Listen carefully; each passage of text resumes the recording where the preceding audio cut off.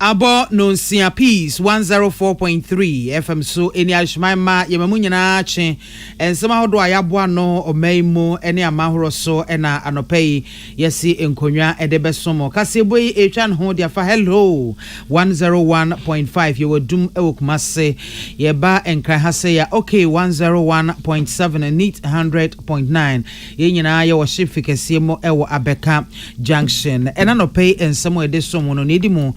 bi ni se enra womo ekoye balloting ema obia mayoko a womu gina asi akan no obia ehunu ba bia oda ewo ballot paper no so na no na abato komisa echese nyamenka obia ho aba ye kwa akotuo yi se de be ya ebetimi aboa magana ye kabi mamenka bi no enmunyam akoso abam oswafo no enehwe mrahye fie dwumadie ho nsam so san so mrahye bedwane yero se chimensa bonzo ene odi atu dwa se ehu akohia pa se Ghana yepe yen amamra edi chichiro men yepe so fa so de a yensesem aban ekyerese odaso a ejinemu a watu no wasi wode ama enwuma nkumankuma se de be ye betumi anyini nti waheda aye dwumadie sonko e de ama wo Asantema Youth for Culture and Development kwa womo atie na womo bu afu pa fa nansan nipa bi a womo asoa womo ano e de agukro bia sante kotoko hene so etwa dapa no womo kyerese womo nyina yie pa barakese sutade no ewo asantema ntem yese nkrofo efiti ase ekon na wo mu di nro ebi egugugu nsase so a ekonsuonum enu nto de kokobo ema obia ne mu nsem no ye de beba we ni senka ya hodo ena no pe ya boabo ni nyina no esi nkonwa ede ebesomo ye de asede ni kabia ema this way chocolate drink no pe di ohia ye nso hie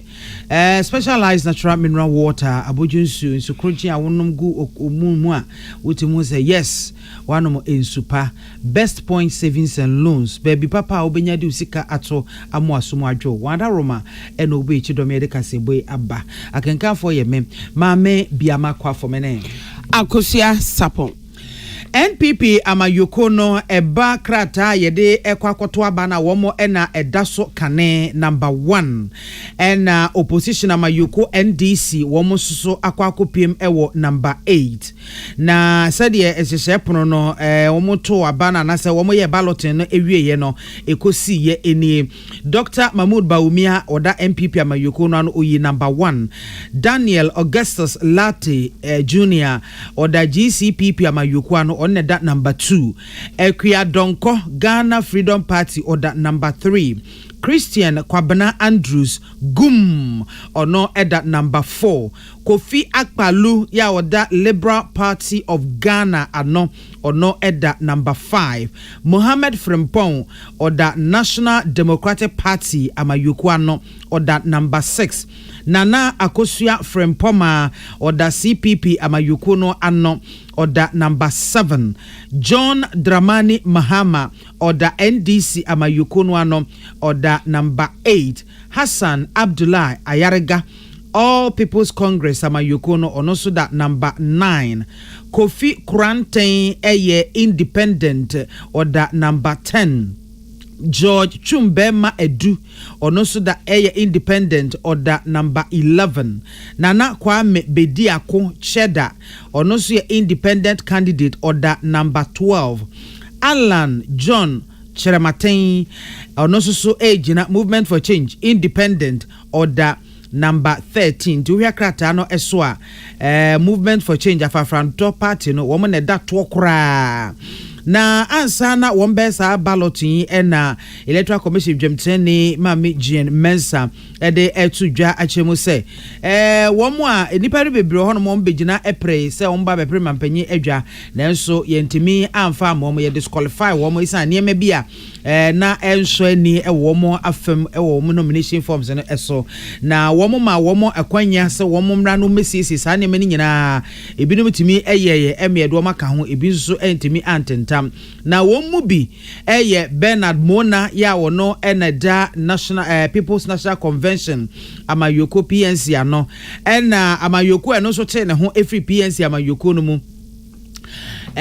People's National Party PMP Janet Nabla ono ne da no sa nipa yi ne afoforo bi eka ho na womo ye disqualify womo nra nwumre no sia kase bomo Peace FM kasebo ye ne Bernard Mona edwetwenko na atumu se wadwa lie papa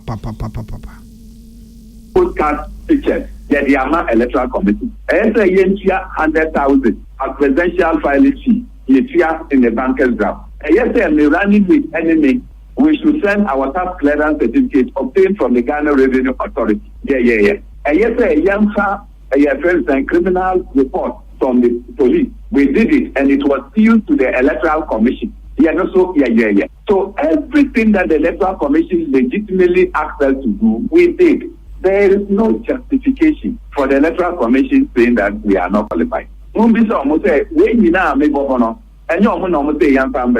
completed the form in quadruplicate. We submitted the bank draft with the Electoral Commission when there is a final voters register. You know, if you have a final voters register as a voter. So we are not talking about the anomalies of the Electoral Commission itself. And they are there wanting to talk about anomalies, which we even corrected. And near Oti Ye Frank Tuni Eda PNC People's National Convention Amayukuano Bernard Mona. Na yenyan ntiese siase ye densuso ye enkra kumase kwantimpon ya so VIP bus CB ene ana bus kokoko ni bi ena petrol tanker womo akoka barimu ma pimu animu ni animu na Ghana said ya adwen ne said yesitie no ya bia meka se yesi nya adwen mu foforo ye no enkwanhia si no eho na nkrofo nso so wo mu nkwam ayihwam enti petrol na ehwie gu a ebetimi apagya ebri bia mu no ene wo mo sesa so ahu wo sesa so de okono mu so ko ende benyu ene wo mo sesa na yehwesa nka ebenya wo bia wo gina ho no mo ana ni tue mu fe na yene no edi enkita ho na yenya etomu a yebeba so na yabedi eho enko enti yes fire service for omon kontem no omon fansuo enkogu ayini mu se de be ya enkofa wo ha obi ama na nipa ne de em se de wo kan sa na omo be ebusiafo ye to akase bo no eso a Electoral Commission eye balloting nyina ewie ye no na wo kire se wo mo a nyame adom wo ma qualify na enei wo mo nim ebeba ballot paper no so no omuni nyame nko omuni nyame nye campaign na wo mo nyire wo mo se de be ye nkunimde beba obi afa na commission no kire se enipa edu miensa na sabre yebeka so ma qualify said ye maame eboboso no eno no ye nipa aduonu enan a womde omonkrata eba ye ne mudu miensa pe na wo chese wo ma qualify ndi wo manim ebeba so no chese enipa du ba kono a eyi wonum efiri mu no wo ma wa kwanya we yenye so tan obi a anase eye kwan foforo bi so na ofaye wo se wo hwe abato commission technical ne IT wo mu team no a wo mu ankase we minim no anase bia we mi hu ne mobo wo se da bi wo mu nye ba ya asekora wo mu nye yimu wo mu hwe se de na esitie na wo ma ye ne sa pepepe enti we no broni beka se ye genuine bibia ni wankeka wa bia enimu a enam so ma wo disqualify wo. The two committees tasked to review the forms and to make recommendations to the commission have cleared 13 candidates. And once again, I would like to mention that Mr. Mahamadou Bawumia of the New Patriotic Party, Mr. John Dramani Mahama of the National Democratic Congress, Mr. Alan John Kojo Tremanting, an independent candidate, Mr. Christian Kwabena Andrews, Ghana Union Movement, Mr. Daniel Augustus Latte of the Ghana Great Consolidated People's Party, Mr. George Chumberima, an independent candidate, Mr. Nana Kwame Bediaku, an independent candidate, Mr. Hassan Ayariga of People's Congress, Mr. Kofi Apalu of the Liberal Party Ghana, Madam Ekoya Donko Ghana Freedom Party, Madam Akosia Frimpong Akamakama of the Convention People's Party, Mr. Mohammed Frimpong of the National Democratic Party, and Mr. Kofi Kranting, an independent candidate. Abato komisa na eno achi o kire say wo mo hyebo se abaye ba betui wo mo beye bibia esene fata wo mo nkogina obi afa wo mo begina mfimfin nukredie adwene mu fan afei nioma ye nyine mu beda ho ama obi ahunu se de esi ko se de be ya Ghana ye ka bi ma menka bi no ewa abontin obi ahunu se ye to aba animunyam wom no yensa akoso a ekutem. Citizens, we thank you for believing in us and for walking this journey with us. We pledge that we will conduct ourselves in truth and integrity and organize free, fair, credible, transparent elections come December 7, 2024. We will not let you down. On your part, we charge you to uphold and defend the good name of Ghana and her institutions. So help us God. May God bless our homeland Ghana and make our nation great and strong. Let peace reign.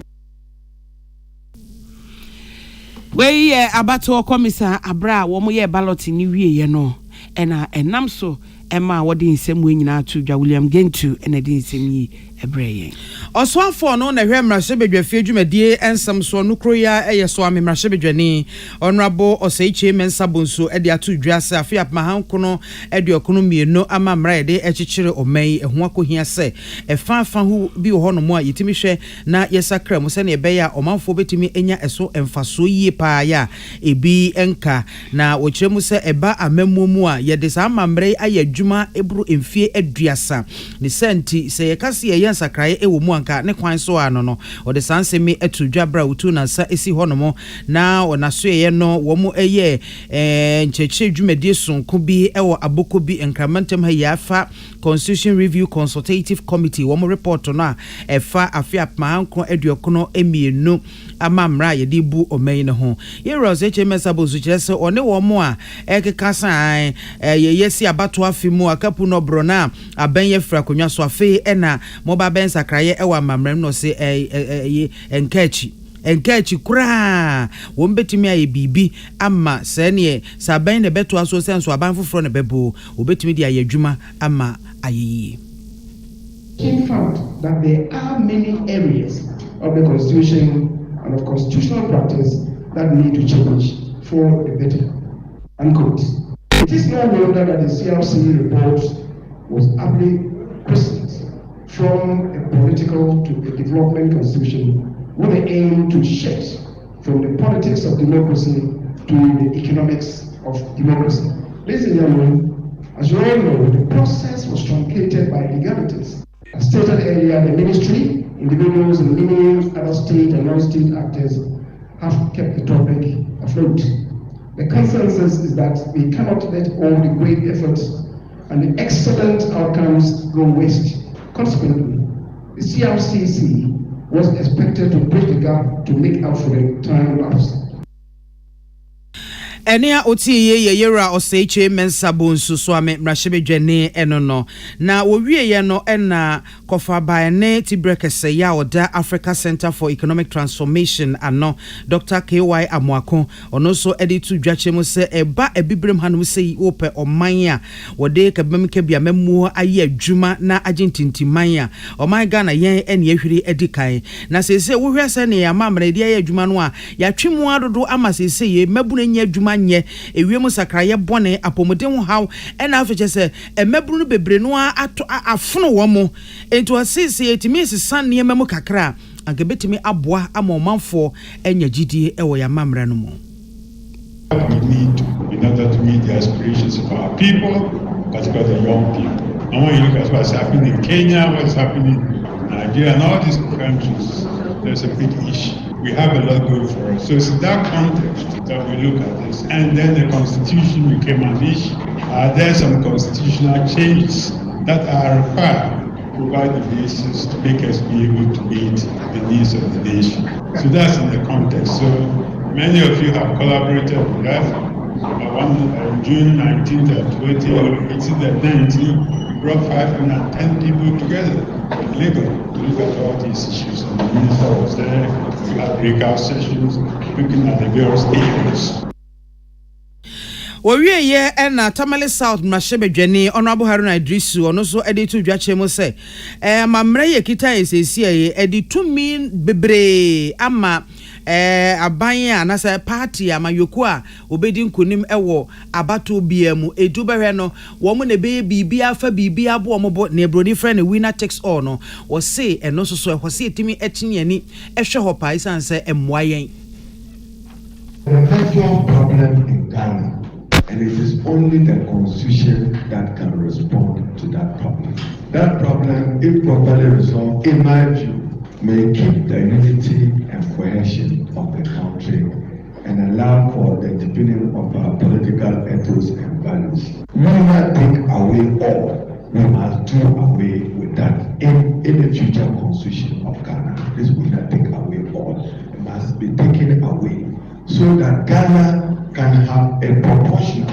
kind of representative government like what pertains in South Africa, based on your strength. The opportunity to govern is shared with you. I think that is germane. All the tension and conflict you are witnessing in the run-up to a competitive December 7th election is because of the pain of winner take away all.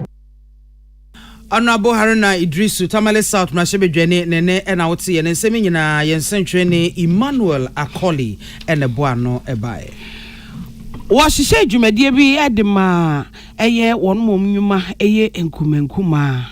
na eno no woye won kramantem ase ya na wato ne din Greater Accra Regional SME Growth Opportunity SME Go sana na otwa ne tia eka no na saa dwumadie yi eboa ama won ma bie nnwuma nkumenkuma no obetumi anya akwanya a eno beboa wo mo titiri wo sikasem a wode be hwe wasene ede aye wa adwuma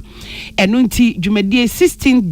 July da na to so du ensia no ena His Excellency Nana Addo Dankwa Akufo-Addo ekoye ekoda ne die na wo mo fiti ase August da to so aduonu ensia na no ena saa dwumadie wo soafo a won ne hwe sikasem so ewo mampanyi atenaye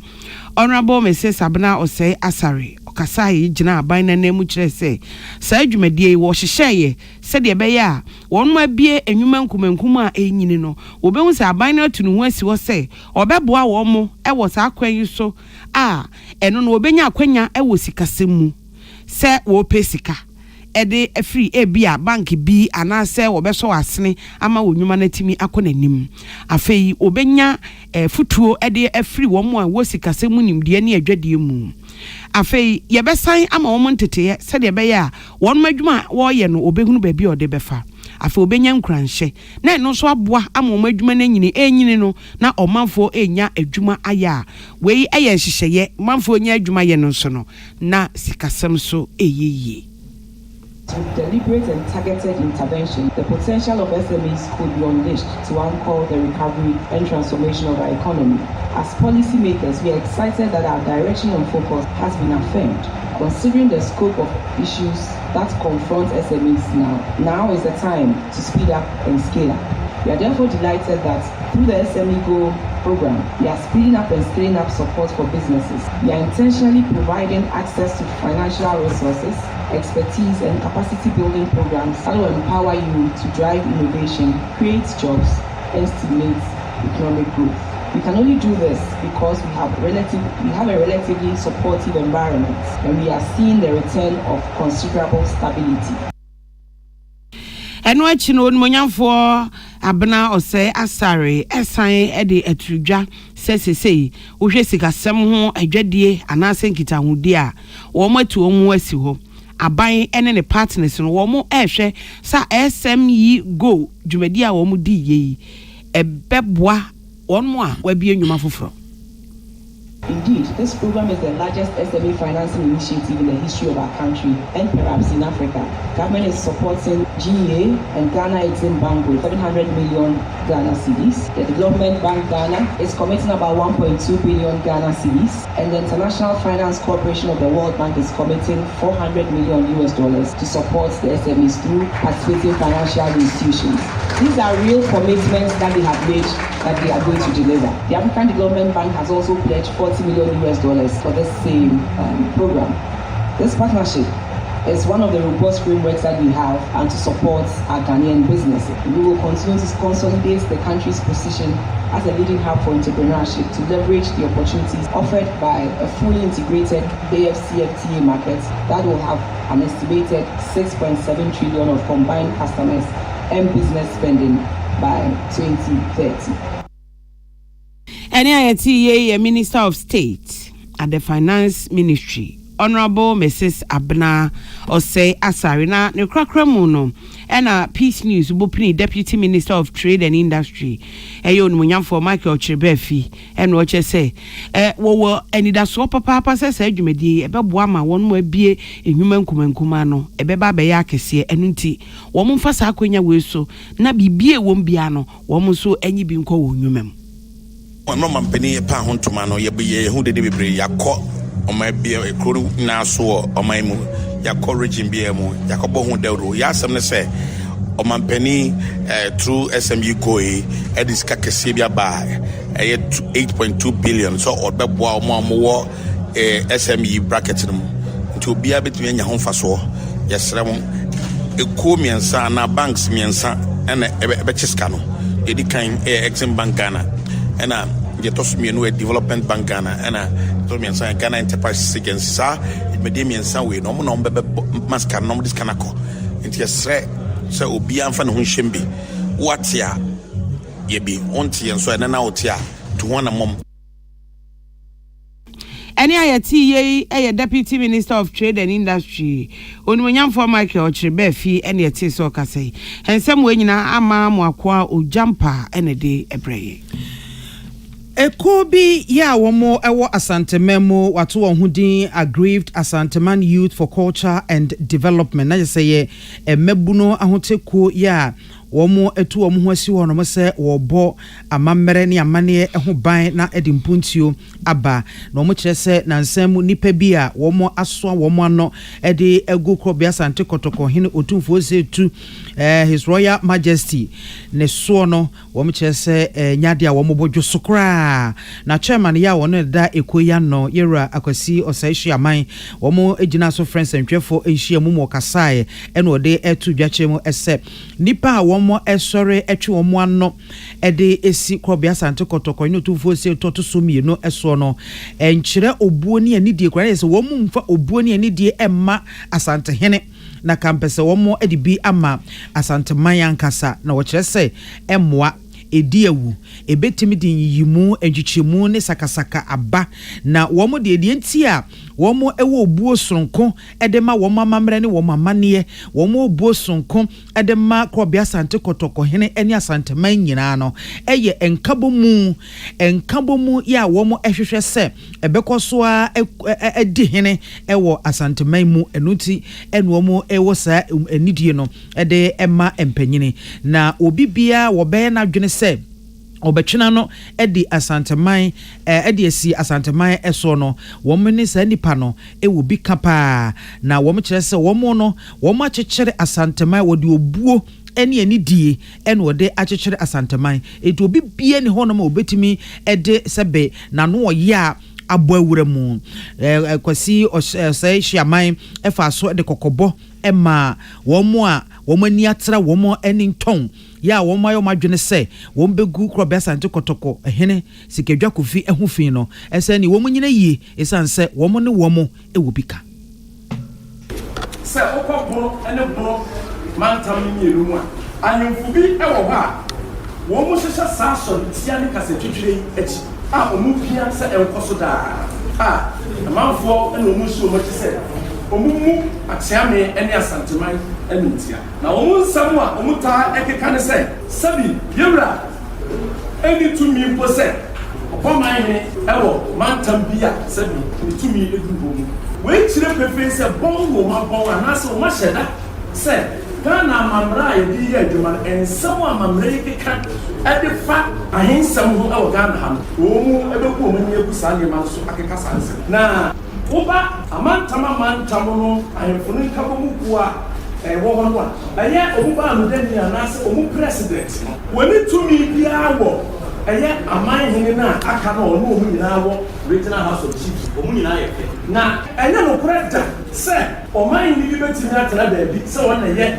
president of regional house of chiefs bi sɛ ɔmpene ma obi ɔno nso yɛ man hene a wɔsom wɔ region yi mu no ɔmpene ma ne ma ebi a regional house of chiefs ɛntumi nsi da.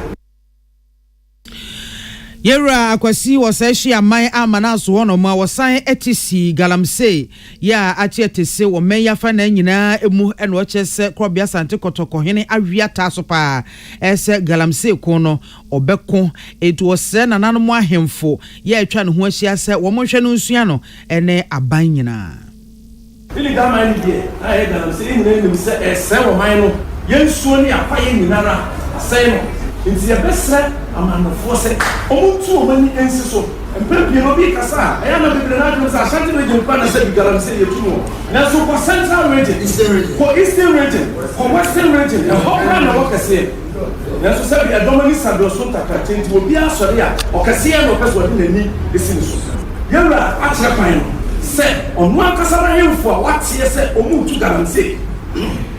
dansi abeti asa akofo na omu ni hobi emu otu omu nyina fra kodwa so a omu ni hini bi ya anya ba akunya mienu akoso bebre a watutu ahemfo wasaka se oman hini na wo hini bi odu se won sa so galamse ekoso a ushe mu bi emu obehwe se obetu na mabunu so yebe kwa yewura ama yewura hu ya na nanu omu sisemu a omu tutu galamse essence ase. Ene awutie ye chairman ono Neda Asantema Youth for Culture and Development ano Yera akwasi osaishi amai Samson kwa menyameche ene bo ansem ya no ebae na se ye ko Asantema ntem obiewa governing council member wo National Disaster Management Organization which NADMO ora Kingsford Adey na wode kokobo ema wo mo maye o madwense barekese sutade no ene kwaye no eta ho no won maye o madwense wo mo beye nneoma bi ewo ho wo kyerese ebinum eyen emoa wo ho ebinum so asisi agyanan bia ena ebinum asisi agyanan bia edan ewo ho a kyerese womudi enuro egu nsase ne so a ebetene mpo akwakoduru sutade ni mu na no ene wo kyerese wo munyai de omoye no wonu nyai wo bo mo kokose wo mu enyai wo mo kra no wo mu tu anamo ede afa ho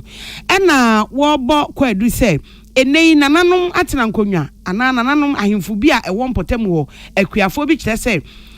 kwaye ne yo mo de a enu nti wo ma fiti ase etwetwa enti wo mo hwehwe mu a wo ma ye nyina no kire se eyaban ena sa kwaye no ene nsase wo ho no eye wono edea enu nti wo mo nye ahwe iye omo ayeje nsase ni firi omo ro se aban ehweye ema wo mu nyina mpatasika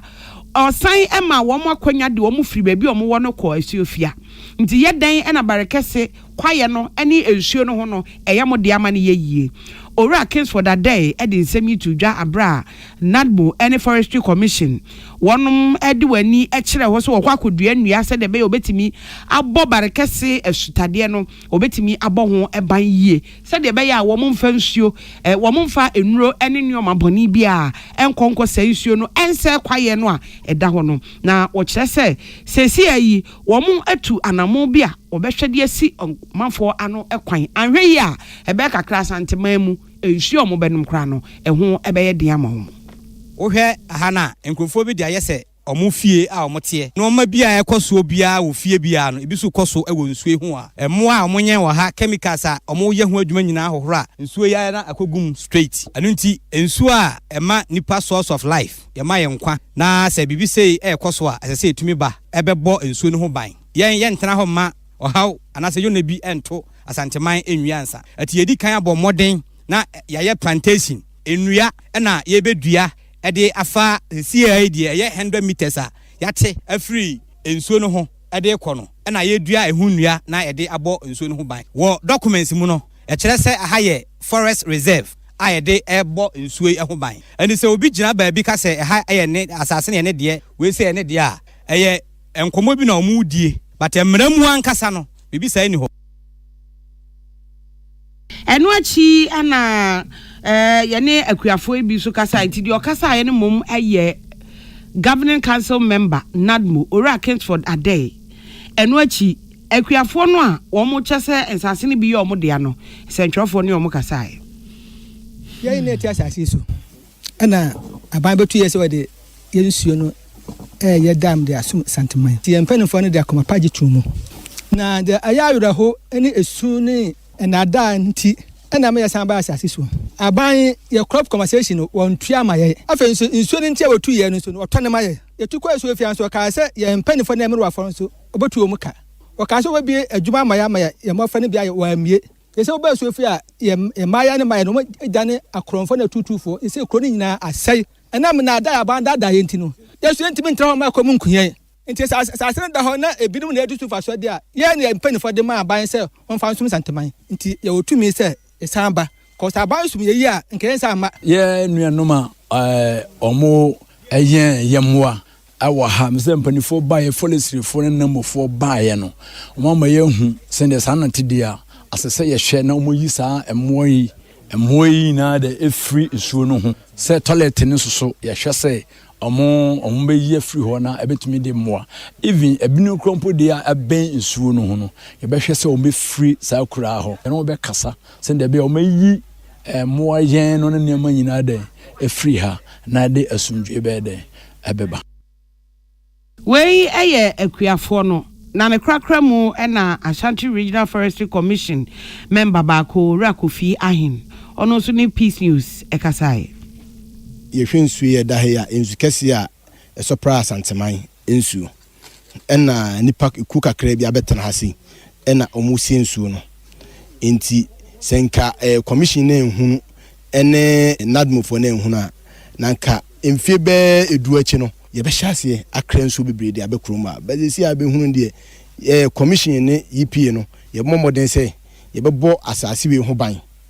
reserve we bebo ho ban na enema bia ensem fata bia na omode wa asase we so yahwe eye free so edi nua no atwa nso no nyina ho ahia ama santeman ya senya nsu papa asa no bim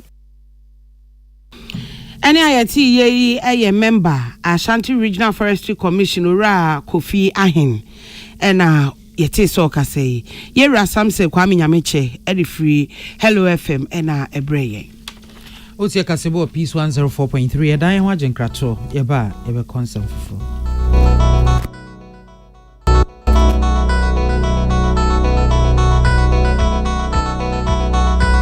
This October, come and encounter Jesus in a way you've never experienced before. The Maker's House Chapel International presents Experience Conference 2024 under the theme Jesus. From 6th to 13th October, join us for a week of divine connection and spiritual renewal. Be transformed by powerful ministrations from anointed men of God, Pastor Jonathan Miller, Reverend Eastwood Anoba, Dr. Dion Bias, and your host, Dr. Michael Brady Nyamiche. The venue is the Destiny Arena of the Maker's House Chapel International, Atomic Atchison School of Nuclear and Allied Sciences. Weekday services start 6:30 p.m. and weekends 8 a.m. Experience Conference 2024.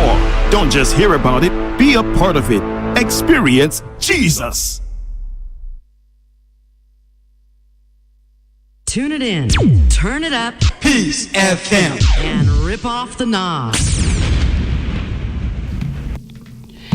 Abusiafo ya mama akwaba na yedemo ko agudie mu nsem ne de akowie kase bonom Ghana Premier League fixtures no ne Vision FC ni Lagos City si bebo na nyame ya adoma wo chena nso Aduana Stars ni Nations FC Kumasi Asane Kodoko wonom ne Young Apostles na ebebo baby any Gold Stars any Holy Stars na ebo House of Oak ene Bechem United ena ebebo afeyenre Spanish La Liga na Spanish La Liga